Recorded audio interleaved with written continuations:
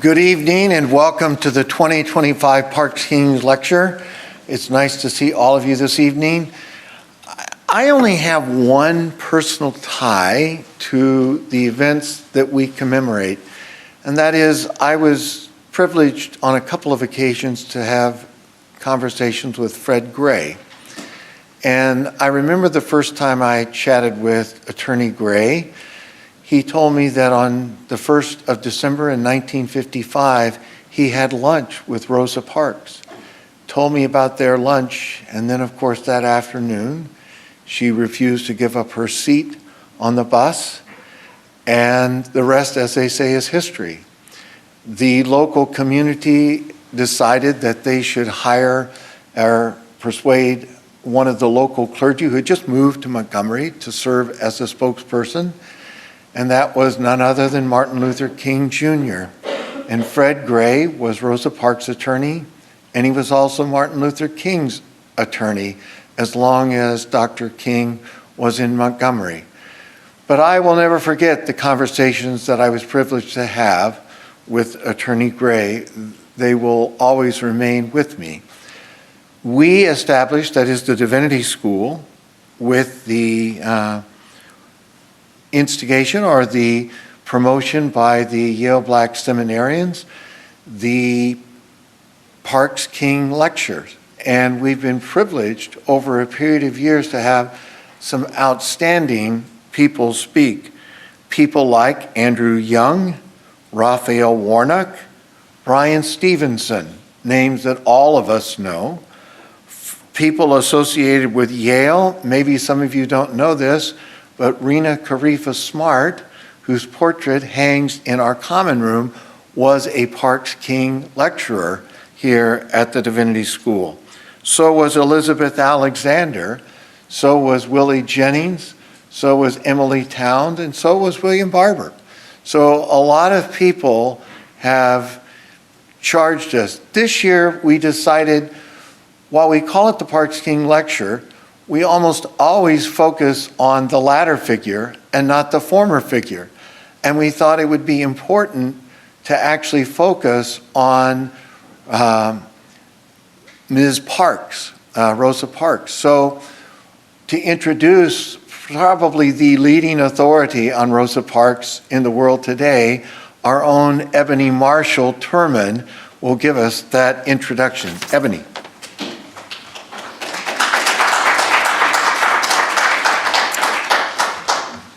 We are extremely pleased to welcome Dr. Danielle McGuire to be with us, to address us on this evening. Dr. McGuire is an award-winning historian, public speaker, and author of At the Dark End of the Street, Black Women, Rape, and Resistance, a new history of the civil rights movement from Rosa Parks to the rise of Black Power, which won the Frederick Jackson Turner Award and the Lillian Smith Book Award. Dr. McGuire is the recipient of the Lerner Scott Prize for Best Dissertation in Women's History. Her Journal of American History article, titled, "It Was Like We Were All Raped, Sexualized Violence, Community Mobilization, and the African American Freedom Struggle," won the A. Elizabeth Taylor Prize for Best Essay in Southern Women's History, and was reprinted in the Best Essays in American History. Dr. McGuire is the editor with John Dittmer of Freedom Rights, New Perspectives on the Civil Rights Movement. She wrote the foreword for John Hersey's The Algiers Motel Incident. And her published essays also appear in Detroit, 1967, Origins, Impacts, and Legacies, U.S. Women's History, Untangling the Threads of Sisterhood, Other Souths, Diversity and Difference in the U.S. South, Reconstruction to the Present, and Bayard Rustin, A Legacy of Protest and Politics. Dr. McGuire is a distinguished lecturer for the Organization of American Historians and has appeared on PBS, CNN, MSNBC, Headline News, National Public Radio, BookTV, and dozens of local television and radio stations throughout the United States. Her popular essays have appeared in the Los Angeles Review of Books, the Detroit Free Press, Bridge Magazine, Washington Post, Huffington Post, and CNN.com. She serves as a consultant on documentary films such as The Rape of Recy Taylor and You Belong to Me, the Ruby McCollum Story. Dr. McGuire helps curate educational historical tours and civil rights-related curricula for secondary schools and serves on the advisory board of History Radio. She is currently at work on a book about police violence in Detroit in 1967, to be published soon by Knopf Press. Dr. McGuire, we're so happy to have you. Won't you join me in welcoming her?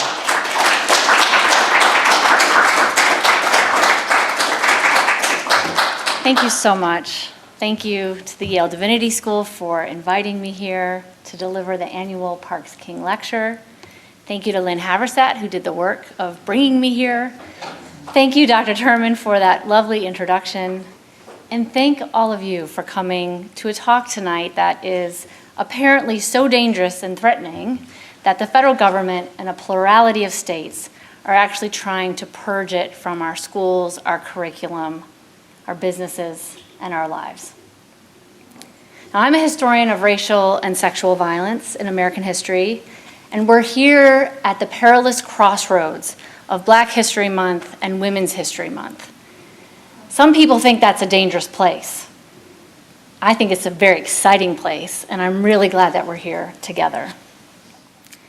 I want to tell you a little bit about myself and how I got into the work before I talk to you tonight about the Montgomery bus boycott. And as I was going through my remarks, I started to think that my introductory remarks felt a little quaint, like outdated a little bit, talking about how I came to the work of history and the civil rights movement, especially at a time when so much of that work is under attack and so many of the people that I love and care about are under attack. So I want to preface that. I want you to know that I'm uncomfortable with it a little bit, but I want to lean into it and I want us all to do the same thing. Now, if you had told me in high school that history was dangerous, I might have liked it.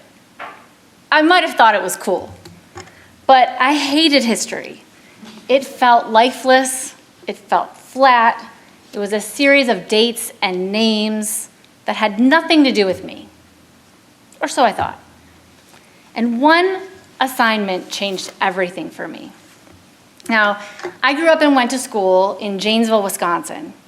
It is a mostly white working class town that was centered around a General Motors factory, truck building factory. And as the only child of a single mother, I understood class inequality. I felt it. We were very poor. But I went to a public school where everyone had access to the same educational opportunity no matter what our class was. My teachers expected me to go and prepared me for college. Well, one day, one of those teachers gave us an assignment. Research and write about a current event that has roots in the past. I already told you how I felt about history. I did not like it, but I really liked current events, and at the time I didn't know that they were connected, So I asked the school librarian if she could direct me to a hot topic, a current event that had roots in the past.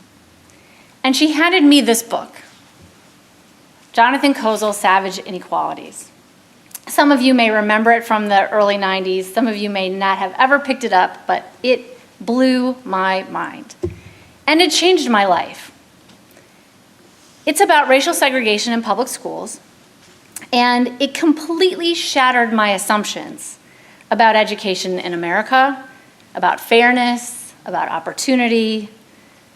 Young and naive, I really believed what America told me, that we were all equal and that public school was for the public, it was equal. I really believed that. I didn't know any different until I read this book.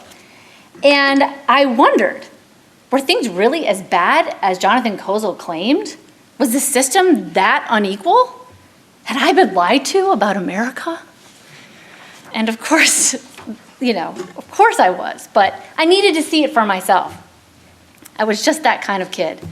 So I actually called the nearest big city high school, Milwaukee South Division, Milwaukee was about 90 miles away from Janesville, and I asked the principal if I could come and observe for a few days. I mean, the gall, right? But I did. I told him I was doing a class project comparing urban schools to suburban schools, and would he mind if I spent a few days?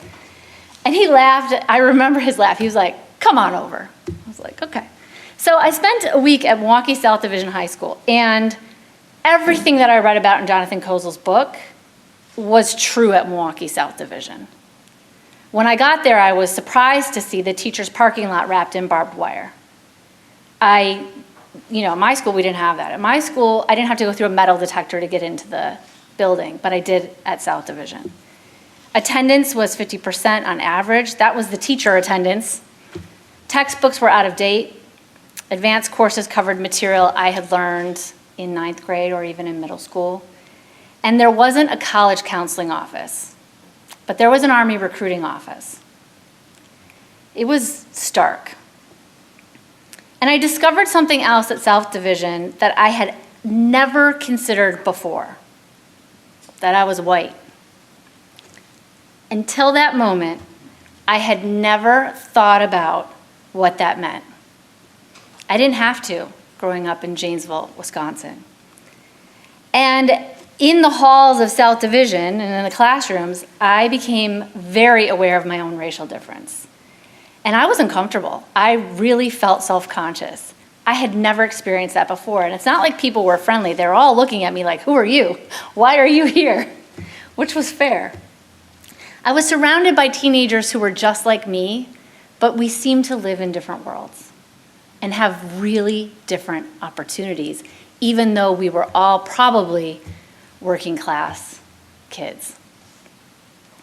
I left there with so many questions, like, how did this happen?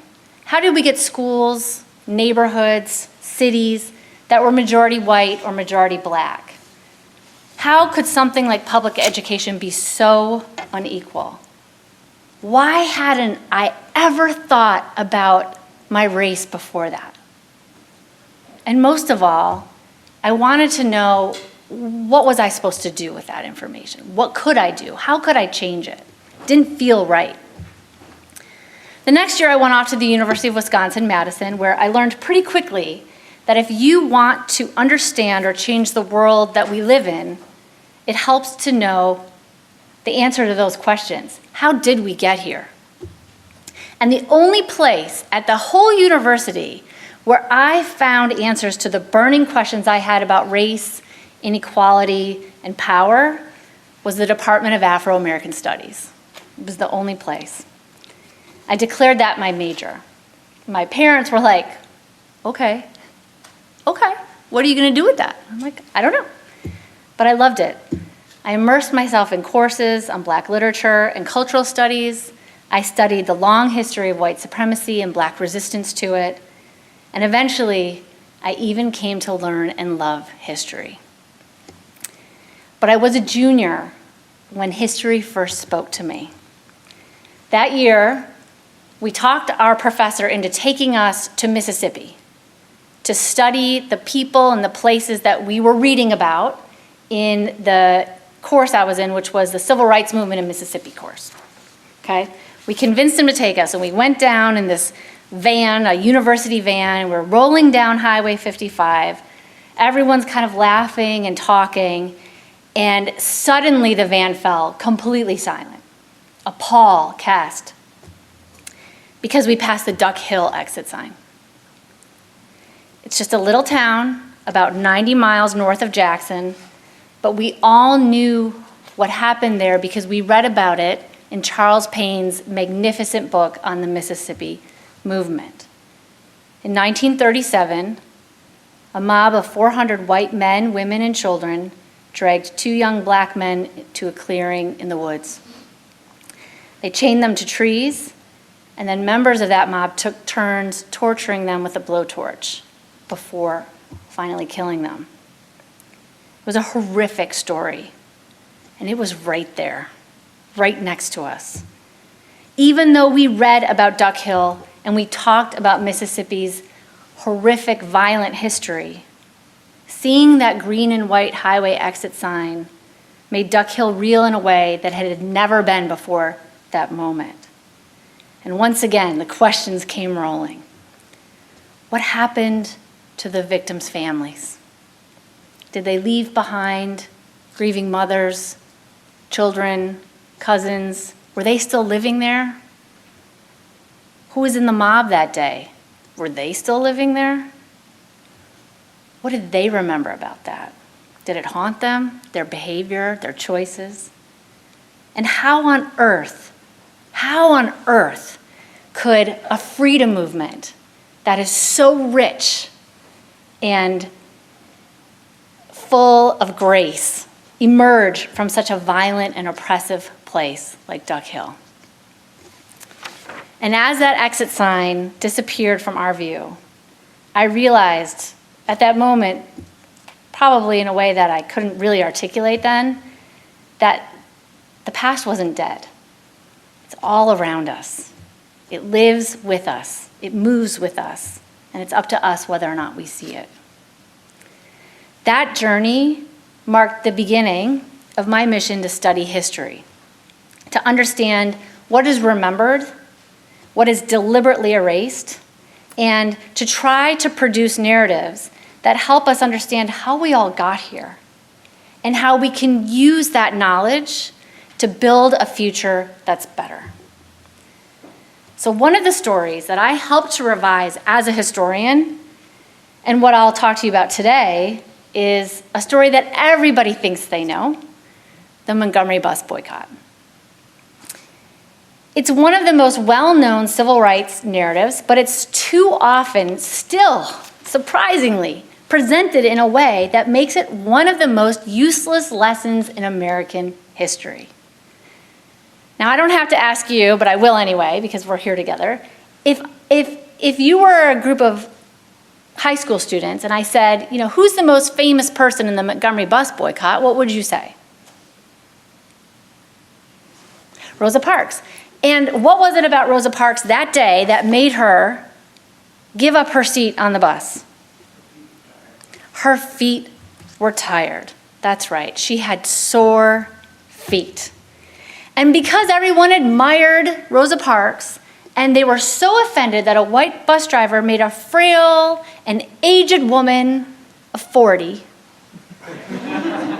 right, get out of her seat, we're supposed to believe that thousands of people who didn't own cars and didn't have a lot of money stayed off the only transportation they had, the buses, for a year. If you don't have a car and you had a job and the only way you could get to it is the bus, what would make you stay off of it? Right? We forget these things.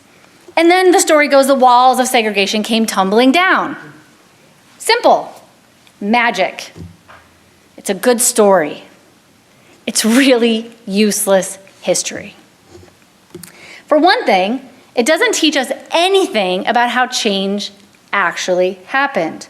It reduces a year-long, community-wide political and social movement to a single person, Rosa Parks, who acted on impulse and emotion rather than intelligence, moral conviction, political savvy, or a long history of activism.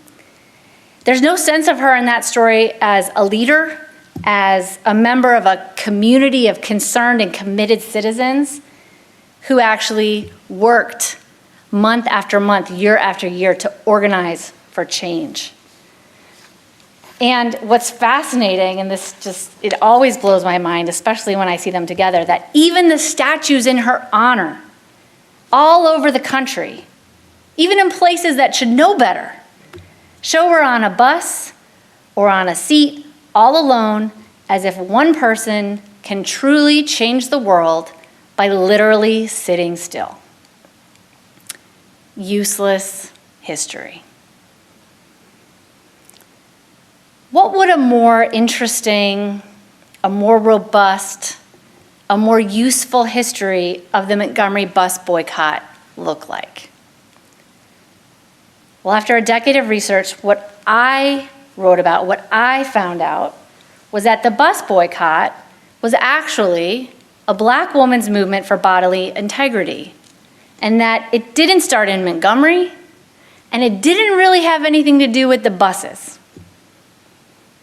It started on a warm September night in 1944 in Abbeville, Alabama. A woman named Recy Taylor was walking home from church when a carload of white men kidnapped her off the street, drove her to the woods, and gang raped her at gunpoint. Then they dropped her off in the middle of town, and they told her if she told anyone what happened, they would kill her. And that's a credible threat in Alabama in 1944. Somehow, she found the strength to not only tell her husband, her father, and her family, she told the local sheriff the details of this brutal assault. And a few days later, someone from the Montgomery NAACP called to say they were sending their very best investigator. Her name was Rosa Parks. It was 11 years before the Montgomery bus boycott. But she was already one of Alabama's most seasoned activists. She was, after all, the granddaughter of a Black nationalist who protected his home and family from the Ku Klux Klan with a shotgun. She writes about wanting to see him use it against them. She cut her teeth defending the Scottsboro Boys in the 1930s. She worked with her husband, also a radical, on voting rights campaigns in the early 1940s, and she talks in her autobiography of having meetings in their house, and she's, terrified because it's so subversive what they're up to. And she said, there are guns on all the tables, and I just sat on my back porch with my knees to my chest. She served as the secretary for the Alabama branch of the Brotherhood of Sleeping Car Porters, the largest all-Black union in the nation. The union that got Roosevelt to issue Executive Order 8809, did I get that right? 8802? Which helped to integrate the defense industries and then pressured Truman to integrate the military. I mean, this is her neighbor. E.D. Nixon was her neighbor. And she was his secretary for the local branch, like I said, of the Montgomery, or the Brotherhood of Sleeping Car Porters. And then, of course, she's elected secretary of the Montgomery branch of the NAACP in 1943. That word secretary can be so misleading because she didn't just take notes or file papers or type letters. She was more like a field secretary. Her job was to travel the back roads of Alabama, taking testimony and interviewing people to document acts of brutality, unsolved murders, voter intimidation, and other kinds of incidents like that. And in the process, she became known all over the state as someone who could be trusted with delicate or dangerous information. People always said, Rosa will talk to you, go talk to her. And that's how she ended up on Recy Taylor's front porch in 1944 with a notebook and a pen.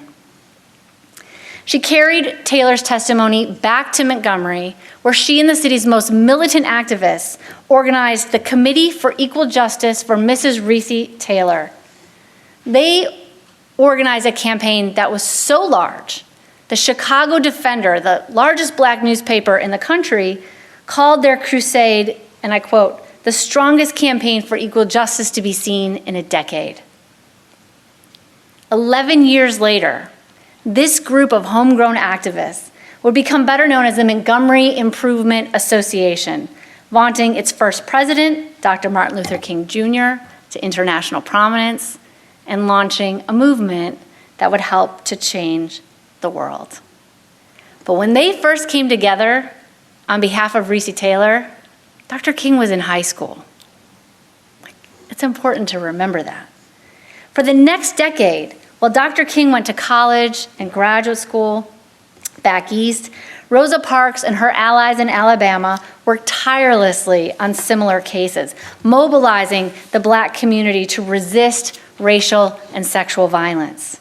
Rosa Parks said at that time that, and I quote, "There's a lot of white violence against Black people. Things happened that most people never even heard about.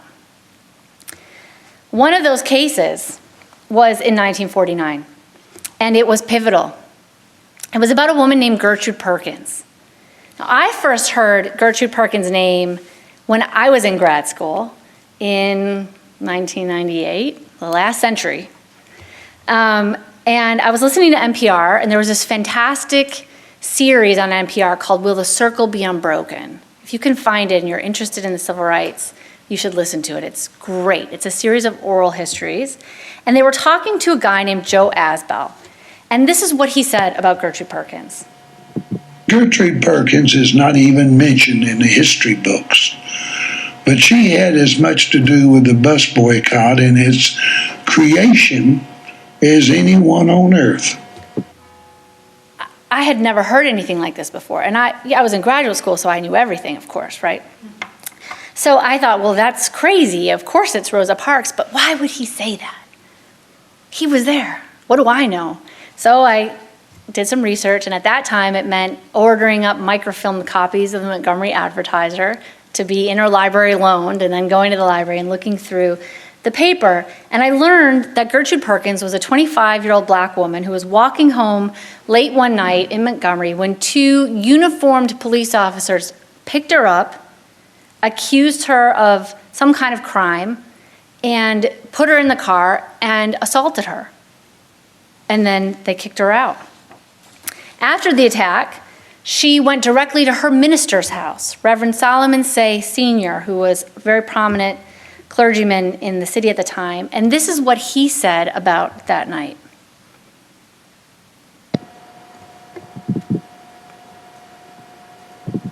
Two policemen had picked her up and taken her down on the railroad and had all types of sex relations with her at that particular time. And when they put her out, she came to my door and she told me what had happened to her. I sat down and wrote what she said had happened to her, word by word. When she had finished, I had it notarized and sent it to Drew Pearson in Washington. And Drew Pearson went to the air with it. And when the power structure knew anything here in Montgomery, what Gertrude Perkins said happened to her was all over the nation. If you notice, he had it notarized, but then he sent it to a radio personality because he knew that nothing was going to happen in town. He knew it. But he tried anyway. He took Gertrude Perkins down to the police station where they attempted to report the crime, perhaps even to the same men who had assaulted her. Of course, they accused her of lying. They refused to hold a lineup. They wouldn't let her see the log of who was working that night. Even the mayor said that she was a liar, that her story was completely false. And besides, he said, my police officers wouldn't do a thing like that. But black people in Montgomery knew better. They knew that the police had a history not just of physical, racist violence, but they had a history of sexual violence as well. E.D. Nixon, who was the head of the Montgomery NAACP at the time, Rosa Parks' neighbor, talked in a newspaper about all of the cases he was working on. He said, I've got a dossier of 50 cases of rotten violence, one horror tale after another, of white male degradation of black women in Montgomery and Lower Alabama. And he said, of all of those cases, the attack on Perkins was, quote, one of the worst crimes ever committed in the city. Since the police refused to take action, black activists organized. They got together, a coalition, people in the NAACP, labor leaders, club women, and ministers. They formed an umbrella organization that they called, like the other cases, the Citizens Committee for Gertrude Perkins. And they led a series of public protests, and this was really important. Their public protests lasted for more than 2 months. They even made headlines in the white newspaper in town, the Montgomery Advertiser.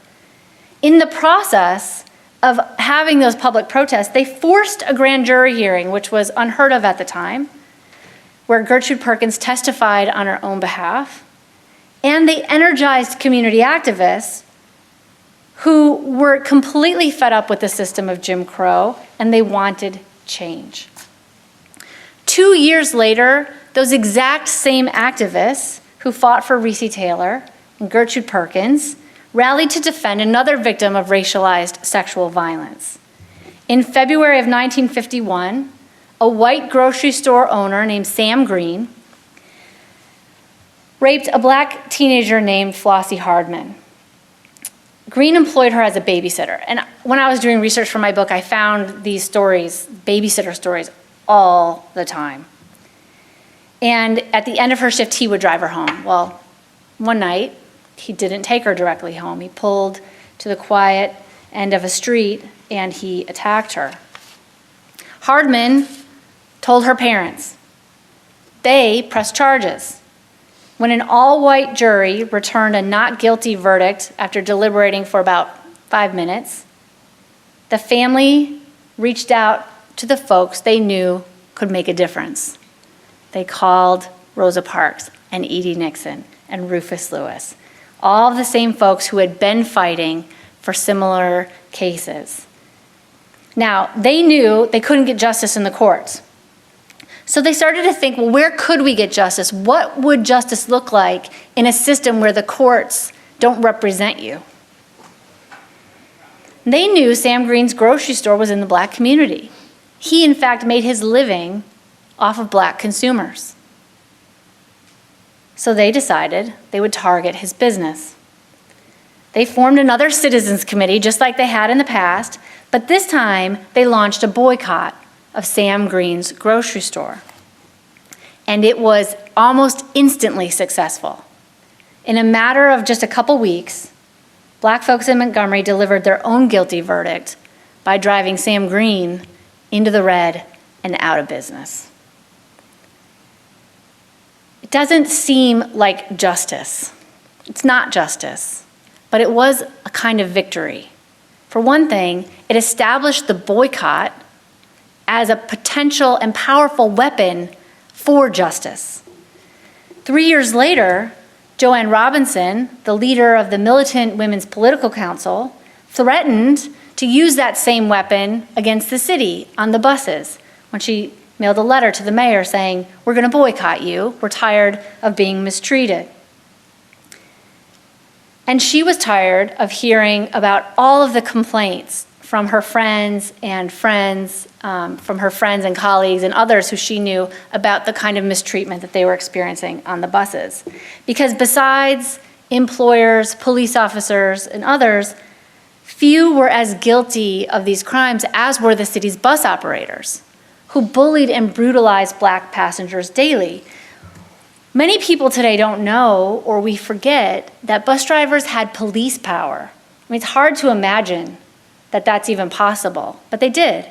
They carried blackjacks and guns, and they beat and sometimes even killed black passengers for nothing at all, because they could.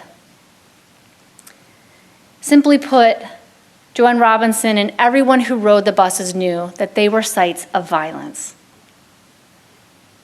I looked at the bus company records in Birmingham at the public library, and they were pretty revealing. In 1953 alone, black passengers filed more than 30 formal complaints against the bus company. Now, a formal complaint means you put your name, your address, and other identifying information on the document. And guess what happens to you the next day? You're targeted for violence, for economic reprisals, or worse, family members lose their jobs. So filing a complaint, as simplistic as it sounds today, was a really big deal. The fact that there were more than 30 in 1953 says a lot, I think. What's really interesting is that almost all of those complaints came from working class black women, mainly domestics who relied upon the buses to take them to and from work. They made up more than 80% of the Montgomery City Line's ridership. Think about that, 80%. And the complaints were really revealing. They were not just about where they had to sit. They were about how drivers hurled nasty, sexualized comments at them, how drivers touched them inappropriately and physically abused them. One woman complained that a bus driver repeatedly harassed her as she waited on the corner. The bus was up high, she said, and the street was down low. He'd drive up and expose himself while I was just standing there. It scared me to death.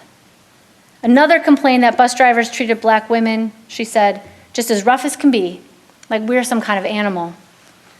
Another woman said bus drivers said nasty things, and they like to talk under folks' clothes.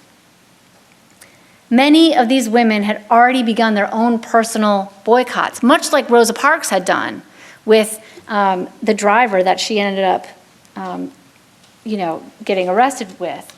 But two things happened that turned these private, personal protests into a mass movement. The first thing, of course, is that Claudette Colvin was arrested in the spring of 1955. And she wasn't just arrested, she was beaten by the police and brutalized by the police. She was so afraid that she said later, when the Montgomery Advertiser went back and did a retrospective, she said in the newspaper, "I was afraid they might rape me."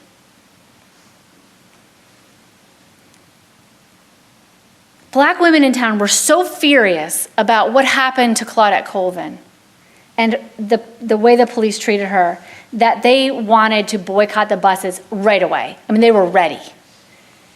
But local male leaders like Edie Nixon and the ministers, they weren't sure if Claudette Colvin was the right person to launch a campaign around. There was the politics of respectability. Makes sense. I mean, they're kind of doing a cruel triage, right? Where is the opportunity? How can we do this? Who will listen to us? So they waited. A few months later, on December 1st, 1955, police arrested Rosa Parks for refusing to give up her seat to a white man. Now, as secretary of the local NAACP and basically best friends with Edie Nixon, she knew that he was looking for the right plaintiff. She knew that they had gone through a few other women who had been arrested and that they weren't going to use them as a test case. She was involved in nearly every major civil rights-related campaign in Alabama for the last decade at least. But her decision to stay seated that day, as people like to say now, was not planned. It was not planned. It was rooted in her history as a radical activist. She said there needed to be a stopping place, and it seemed to be the place for me to stop being pushed around. I decided I had to know once and for all what rights I had as a human being and as a citizen. As for the notion that she had tired feet, well, we all know that that's not true. She said, the only thing I was tired of giving in. Her actions that day were less a mystery than a moment. But no one really thought it was the moment, except maybe Joanne Robinson, who had been itching to boycott the buses for a couple of years, who had desperately wanted to do it when Claudette Colvin was arrested, and when she found out Rosa Parks was arrested, she did not ask Edie Nixon for permission. She went to her school, Alabama State College, and she wrote up some flyers, and she copied, cut, and bundled 52,000 of them. I mean, just think how long that would take you at a regular photocopy machine. But she had to do that on an old crank machine, and she and a couple of assistants worked through the night. And what's always struck me as people read this announcement is that it's couched in the language of protecting Black women and girls. So here it is. Now just look at the language. Another Negro woman has been arrested and thrown into jail. It's the second time since the Claudette Colvin case that a Negro woman has been arrested for the same thing. This has to be stopped. And then at the very end it says, the next time it may be you, your daughter, or your mother. When I first saw this, in the years that I was studying this, it didn't hit me until I started reading the testimonies from the women on the buses, the complaints about sexual abuse and harassment, the stories of Flossie Hardman and Gertrude Perkins and Recy Taylor. And it struck me how gendered this flyer is at that moment. So the next morning, it was an army of Black women. They didn't wait for Edie Nixon.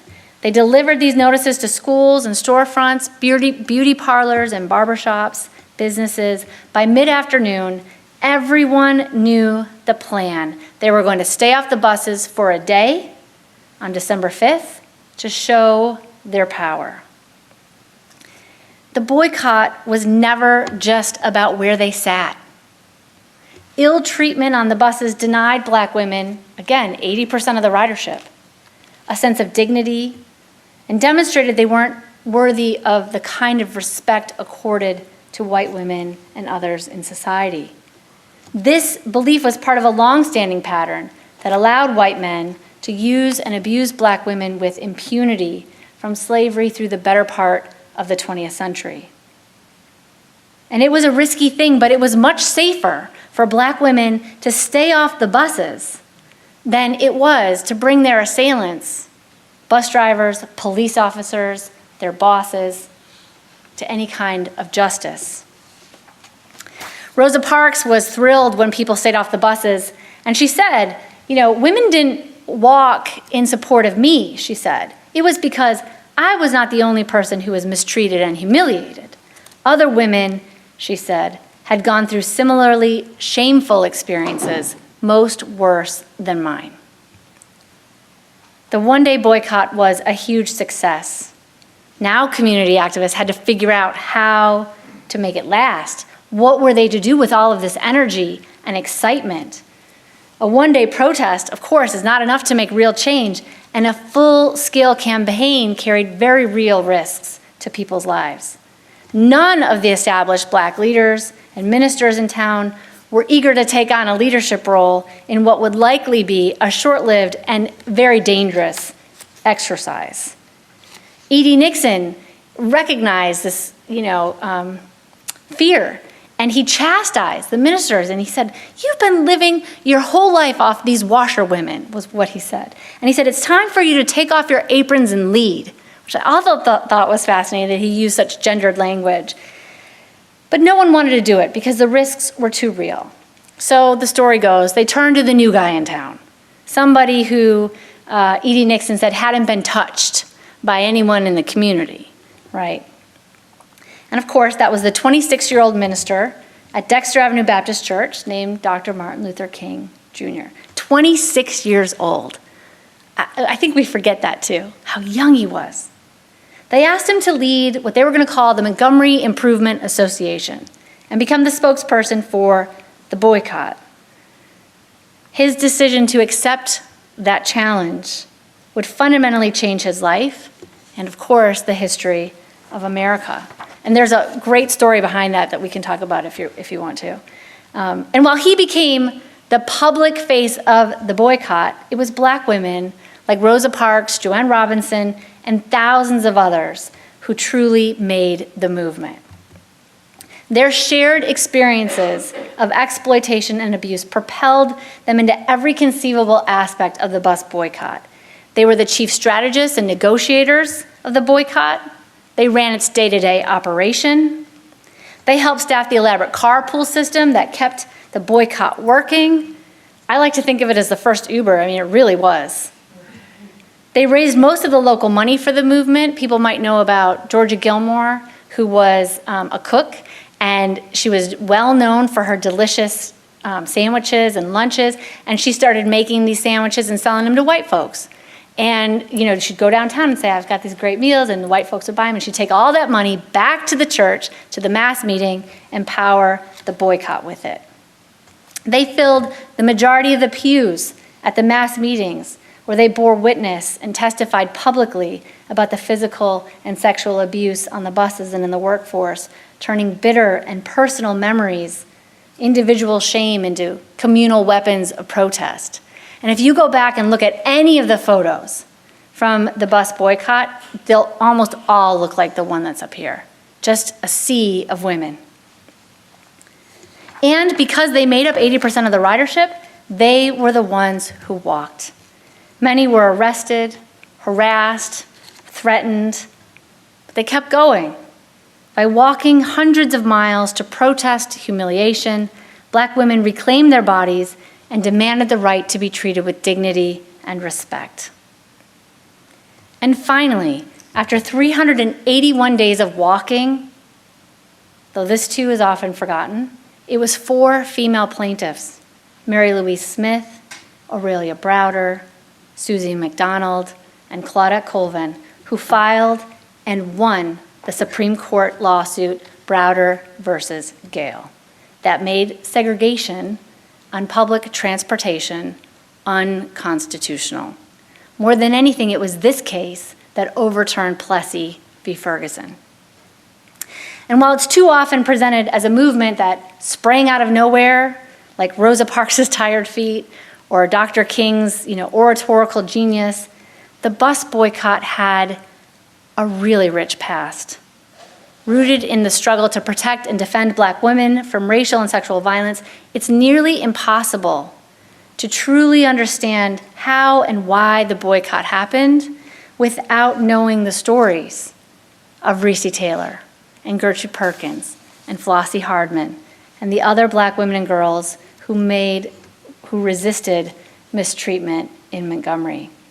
In fact, without these stories, I think it's impossible to understand why thousands of people, mainly poor Black women, put their bodies and their lives on the line for so long to protest injustice. In closing, when we reduce the story of the civil rights movement to Rosa Parks' tired feet, or Martin Luther King's dream, or we remove the context of racism, sexism, or violence, like this history book from Florida does, and as many states are now trying to do through legislation, history's most important lessons lose meaning and power, and so do we. Ignorance of racism or sexual violence in the past won't save us from the consequences and threats of it today. Worse, when we teach the past as a simplistic fable, it's impossible to see ourselves as change makers, as movement makers. Maybe that's the point of this legislation. A more robust, more honest history, on the other hand, provides plenty of important lessons we can use to change our present and our shared future. I talked about the bus boycott tonight because, well, one, everyone knows the story, or they think they know it. It's a great story. It's an important story. But it also teaches us really important lessons that we need right now. One, it only takes one person to stand up and be brave. Others will be inspired, and they'll follow that example. Soon enough, you have a committee, you have a network, you have an organization, you have a community. That community sustains people in struggle. With a community working together, we might have a fighting chance. The boycott was built by ordinary people, just like us, who did not like what was happening in their community. They worked on changing things bit by bit, slowly and over time. And they used a variety of tactics, especially, of course, nonviolent direct action. But that wasn't the only thing. They came at things sideways, right? Like boycotting Green's grocery store because they knew they couldn't get it justice in the court. And they were unreasonably patient. Unreasonably patient. They knew change happened over time. That slow, steady work is what civil rights movement activist Ella Baker called the spade work of community organizing. And just like in gardening, seeds that are slowly nurtured will sprout and grow and sustain us. The Montgomery bus boycott also teaches us that you can't wait for a leader to save you. You have to become one yourself. And leadership has all kinds of forms. We so often reduce leadership to one kind of thing. A great speaker, a powerful man. The bus boycott teaches us that there were leaders everywhere in the movement. Of course, there's the charismatic leadership of Dr. King. There's the behind-the-scenes doers and organizers like Joanne Robinson. There's the legal plaintiffs like Claudette Colvin, There's the lawyers like Fred Gray. And there's the hardworking community activists like Rosa Parks and Edie Nixon. And there's ordinary folks, everyday people, who just stayed off the buses. They made the movement by walking instead of riding, and none of it would have happened without them. But most of their names are lost to history. We don't even think about them when we think about the bus boycott, but they made it happen. Every one of the people involved in the boycott played a leadership role in the movement for change. And so can you. Finally, hope. Hope is a necessary and powerful thing. And like nonviolence, it is a discipline. It is a practice. I'm sure it's something you talk about a lot in the Divinity School. Think about this, okay? Who among the boycotters saw an actual end to Jim Crow? Rosa Parks feared she would be killed or sent to jail for standing up to segregation. Her husband lost his job. People's homes were firebombed, and their lives were threatened daily. Dr. King was very reluctant to lead this boycott because of that, and the fact that at the time, ending segregation seemed entirely impossible. The whole system was rigged to it. But he knew the risks, and he did it anyway. He hoped for better, and he decided to fight for it. As a result, he rose to national and international prominence, and he helped change the entire world. He quite literally died for the cause. And now there's a giant stone edifice on the Mall in Washington in his honor. 40 tons of stone. I'd like to see them try to move it. 40 tons of stone saying to the nation that we've got to hope, but we also need to fight as well. We need more of this kind of history, not less of it. History is not just about the past. It is a tool for the present. Those who fear it, who try to erase it, they understand something that we can never forget, that history, when told honestly, can be one of the most powerful weapons that we have. It gives us perspective, critical insight. It gives us knowledge, understanding. It gives us empathy. And it gives us the tools like nonviolent direct action, like boycotts, like, I don't know, some incendiary devices. No, I'm just kidding. Like some of you are awake. It gives us the tools to carve a new path forward. The people who made the movement didn't wait for change to happen. They made change happen. They carried history forward with their bodies, their voices, and most importantly, with their relentless and unreasonable hope. And so, as we leave tonight filled with the spirit of these boycotters, of Mrs. Parks and Dr. King, I challenge you. I challenge myself. What will we carry forward? What truths will we refuse to let die? What injustices will we name, even when naming them seems dangerous? Because history, if we let it, will not just tell us where we've been and how we got here. It will tell us who we can and must become in order to shape a better future. Thank you so much for having me here tonight.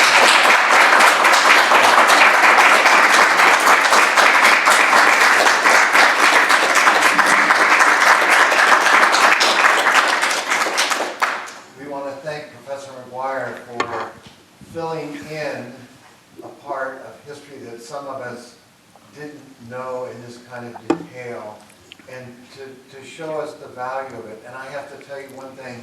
When I had this conversation with Attorney Gray, he said to me, he said, Rosa Parks never mentioned what she was going to do that afternoon at that lunch. So your comment that it was the moment and not something that had all been prearranged, I think is confirmed at least by what he said. And he knew her quite well. They apparently had lunch regularly. Yeah. So, as part of this network. So anyway, but you may have questions.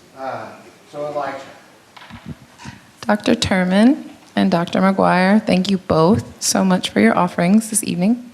I have a wondering, and I feel like it's safe to ask because of how heartfelt and sincere all of your commentary has been, Dr. McGuire.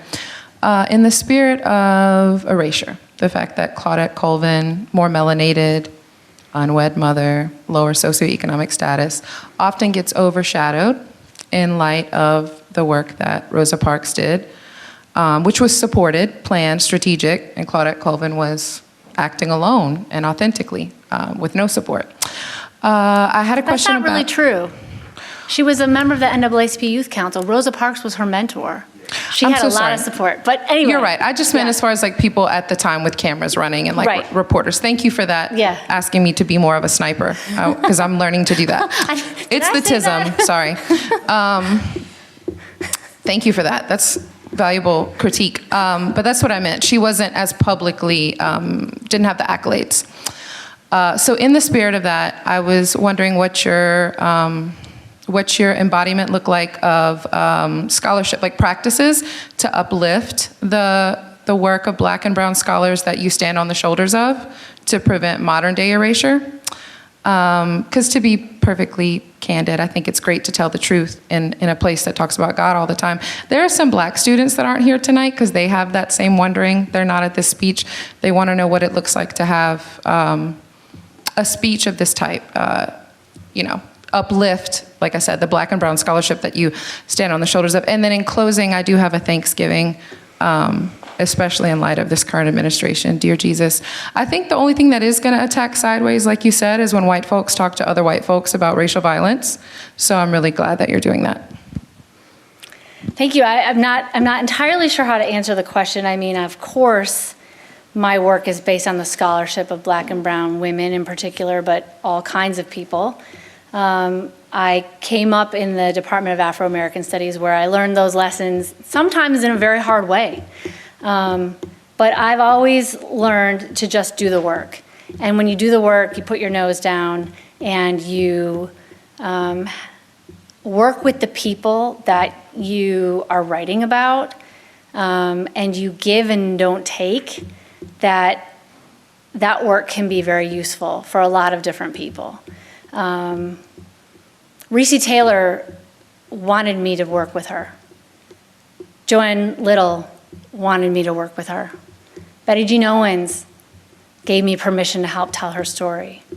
I worked with them and built a relationship with them and with their families that I've had for about 20 years. And I'm not saying that to justify a history of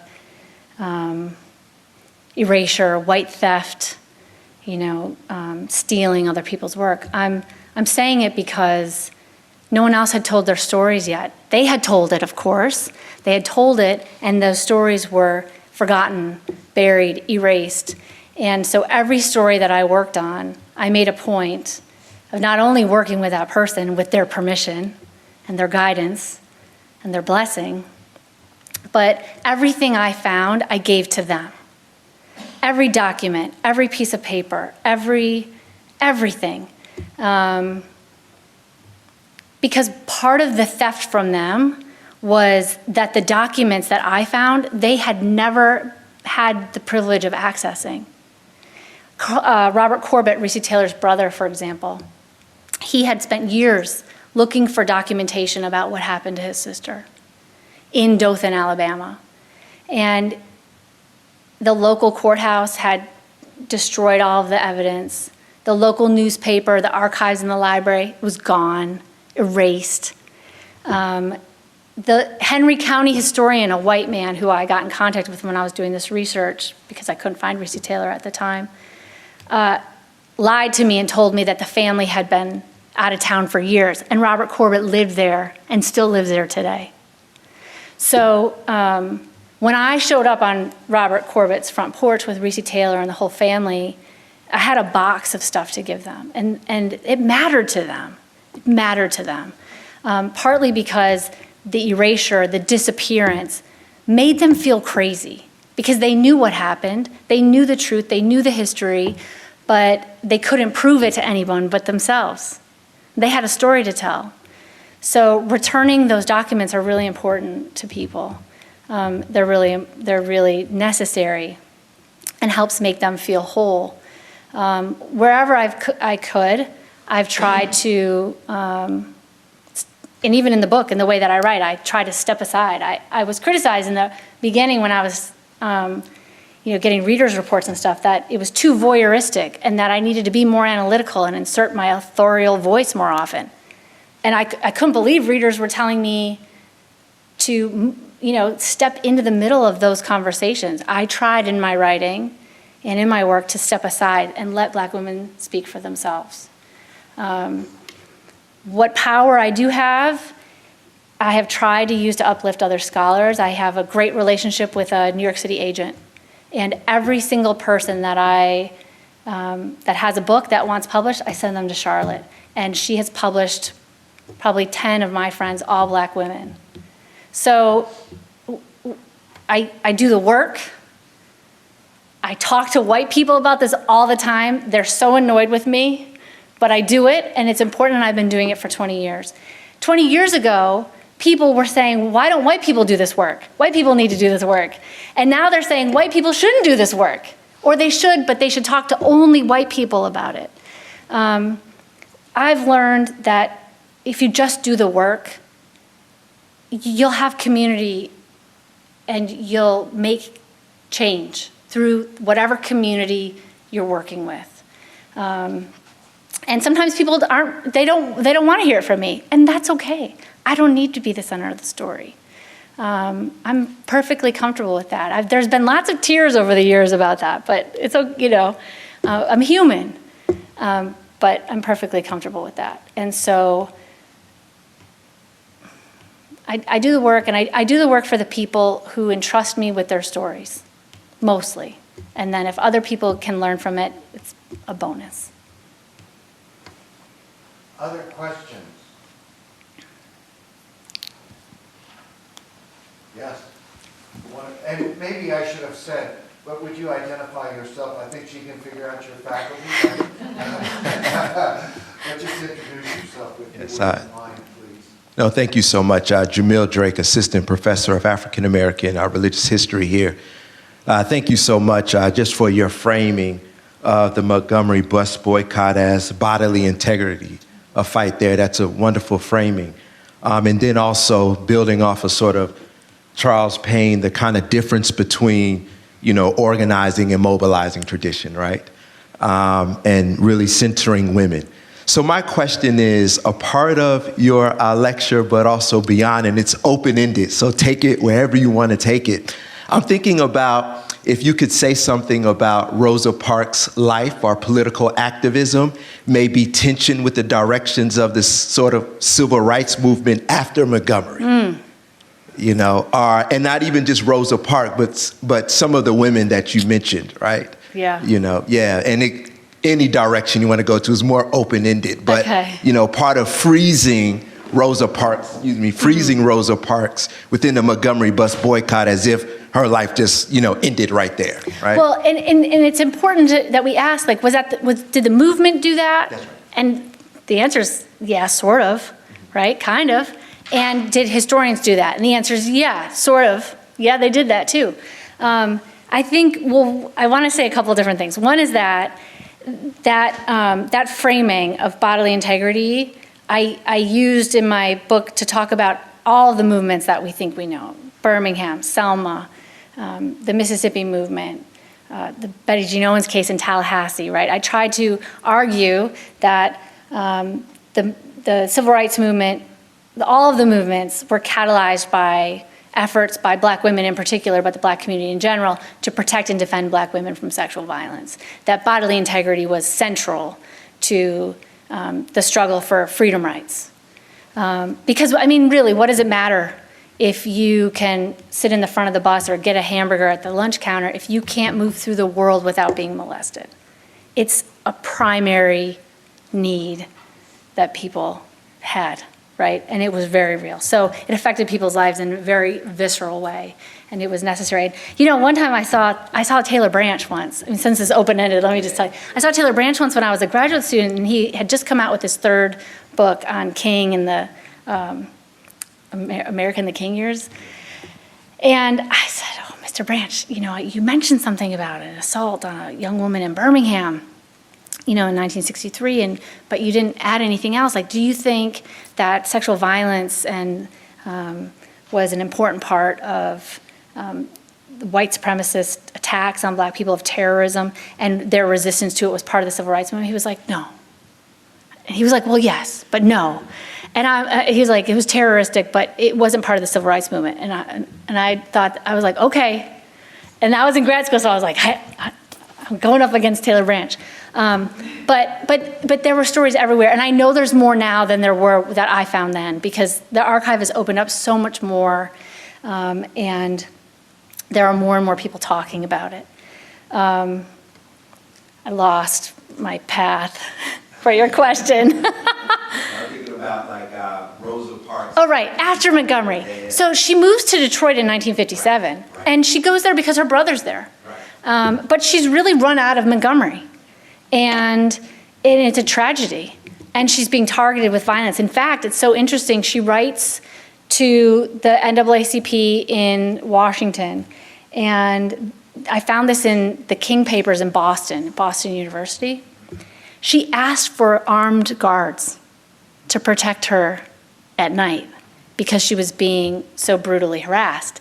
And they line item budgeted armed guards for Rosa Parks' house, which I think is fascinating. But anyway, you know, it got so bad that she moved to Detroit. And she came to Detroit. Jean Theo Harris writes about this brilliantly in her work and her biography of Rosa Parks. She comes to the place where, you know, she thinks is going to be a lot better, but she finds the same patterns of segregation, housing inequality, lack of economic opportunity, and violence by the police and others in Detroit that she experienced in Alabama. And she gets to work organizing against it. You know, she joins open housing marches. She starts working for John Conyers, a new congressman from Detroit, right, who goes on to have an illustrious career. She's the one telling him what he needs to be doing in the community, and they're all coming to her. So she becomes very active in Detroit, but she was always plagued by economic insecurity. And it was a travesty that the movement didn't do more to uplift her financially. And it got really bad for her in Detroit. It got so bad for her that community leaders later in her life, when she was much older, they took up a fund to get her safe housing after she was attacked in her home by thieves. You know, I know Ike McKinnon, the police chief of Detroit at the time, who helped her. You know, he still talks about how important that, you know, meeting her was and what the city did for her to try to give her just some security, some housing security, because she lacked that. And I think, you know, that's one of the stories that, it's one of the things the movement glosses over so often, is that all these people risked their lives and did so much, and often the movement moved on without them. Even some of the people that they rallied around, you know, Recy Taylor had no idea that there was a committee for equal justice for Mrs. Recy Taylor. She didn't know. She didn't know that they were raising money on her behalf. She didn't know that the governor had a private investigation of her case. She had no idea. No one let her in on that. You know, that's why that paperwork is so important. You know, it matters. And that happens so often, and it, you know, it's really important that when we do this work, whether it's as activists or as scholars, whether we're writing about it or we're in it, that we take very good care of the people who we're working with and or writing about, their real lives and their actions. Their willingness to stand up, to testify, to take risks impacted them more than we can imagine. And for a lot of the women that I talked to, you know, their testimony 60 years ago is traumatic today. And they live with that, they carry that. And so there has to be a kind of moral code around the work. And to be perfectly frank, when I was doing this, I didn't know that. I didn't know how much impact the work would end up having on people's everyday lives who lived that violence. Some of it was really positive. Recy Taylor, she and I did an interview together on NPR after the book came out, and one of the things she said in the interview was, I really just wanted an apology. And someone in New York was listening to NPR, and they heard it, and so they got online and they started a change.org petition. And within a couple weeks, they had 10,000 signatures, digital signatures, and every Alabama state legislator had 10,000 emails about Recy Taylor demanding an apology for her. And so a local legislator in Dothan, Alabama, wrote up a resolution, giving her an apology and saying, the state had not properly prosecuted her case and that they were sorry. And there's the caveat at the end that says, this does not imply that we have any responsibility whatsoever, like the fast language at the end of a pharma ad. It's like, but I'll tell you what, it wasn't justice, but it meant something to her. The state had to say her name. They had to acknowledge what they did was wrong. That mattered to her. Is it everything we would have dreamed of? No, but it was important. So, long-winded, roundabout way to answer a small question about Rosa Parks. All right, Jerry, you can have the last question, but we've got to make this short. No, you go ahead.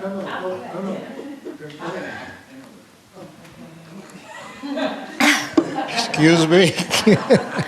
Nonetheless, appreciate all that you presented. I'm wondering if there's work being done, or you might be interested also in doing work on women who now are women, adults, but the women children who were very active. I'm thinking about Ruby Bridges, who's still with us.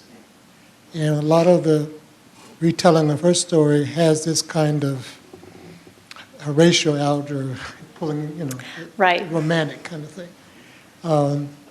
And I'm wondering if there's more can be done around people like her, who were children, who were foot soldiers, and particularly female women, black children at the time. So I think there's a lot of work being done about that. I'm thinking of Rachel Devlin's work, the book title I'm forgetting right now. I'm thinking of Connie Curry's Civil Rights, talking about families in Mississippi who integrated public schools. There's more and more work being done on particularly, most often, the girls who were the first to integrate a school in their communities, and the violence and trauma that they suffered as a result. We do tell these narratives as if they're like the brave soldier stories, and we forget to go back and say, well, what did that do? How did that impact your life? I would never want that for my child, to be followed by a mob, to be beaten, to be harassed, right? That would affect her for the rest of her life. So we do need those stories, and I know that they're being written, and I know that people have talked about that. One of the great horror novelists is Tanana Reeve Dew, and she wrote a book with her mom, Patricia Stevens Dew, who was an activist in Tallahassee. She was one of the first SNCC organizers in Tallahassee, and she organized protests to Betty Jean Owen's case in 1959. And she wrote a wonderful book called Freedom in the Family that explores the kind of generational trauma that's passed down from having your parent as an activist, but also the love and power that was in that relationship as well. And that's very good. And that's been out for a long, long time, but she's one of the people doing that. I think there was something else I was going to say, but now I can. So just two things very quickly. There are a couple of firsts tonight. This is the first time that Dr. McGuire has ever addressed a divinity school. We're very grateful, and it's the first time that we've had a white person give this particular lecture. And I think what that says is that we all need to work on the issue of racism together, that this is going to take all of us, and we don't want to erase anybody's voice in this. We're very grateful for your work on Rosa Parks. I confess now I will read your biography of Rosa Parks, but thank you for your work and thank you for being with us. You're invited to a reception just outside, but would you join me in one rousing? Thank you. Thank you. Thank you.